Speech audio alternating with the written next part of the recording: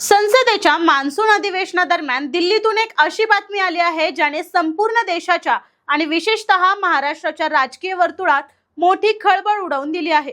राष्ट्रवादी काँग्रेसचे अध्यक्ष शरद पवार आणि खासदार सुप्रिया सुळे यांनी अचानक पंतप्रधान नरेंद्र मोदी यांची भेट घेतली।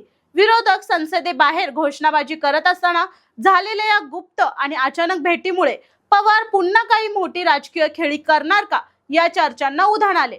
पण अखेर या हाय व्होल्टेज भेटीमागचं खरं कारण समोर आलं आहे। नमस्कार, मी साक्षी आणि तुम्ही पाहत आहात न्यूज नेटवर्क 360। या भेटीचा पहिला थेट संबंध आदल्या दिवशी दिल्लीत घडलेल्या घडामोडींशी आहे।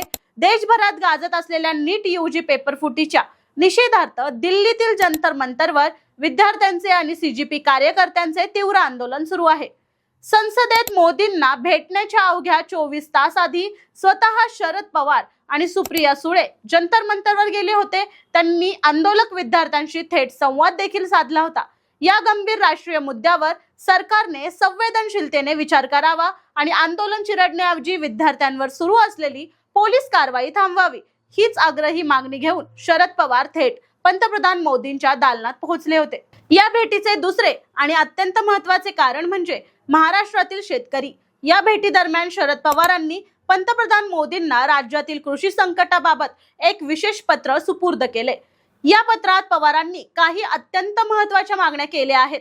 महाराष्ट्रातील वाढत्या शेतकरी आत्महत्या रोखण्यासाठी केंद्राने तातडीने प्रभावी उपाययोजना कराव्यात आणि बाधित शेतकरी कुटुंबांना मोठी आर्थिक मदत द्यावी।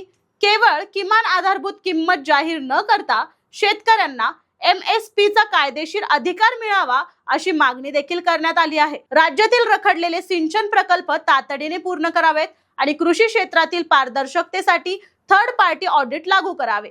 पीक विमा योजनेतील त्रुटी दूर करून नुकसान भरपाई थेट शेतकऱ्यांच्या बँक खात्यात जमा करावी अशी मागणी केली आहे।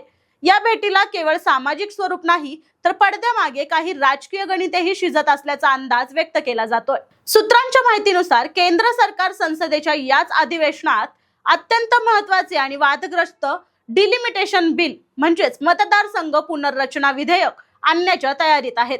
हे विधेयक मंजूर करण्यासाठी सरकारला संसदेत 2/3 बहुमताची गरज आहे।